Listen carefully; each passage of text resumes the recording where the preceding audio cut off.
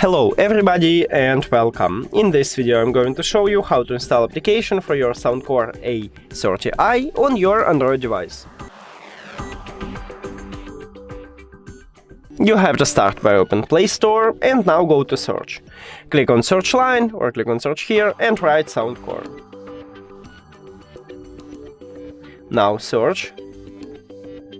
And you should install this application, so I have it already installed. Yeah. Click on it.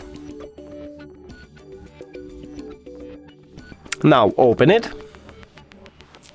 Agree and continue. Skip, or you can log in if you need to. Hello, and we did it!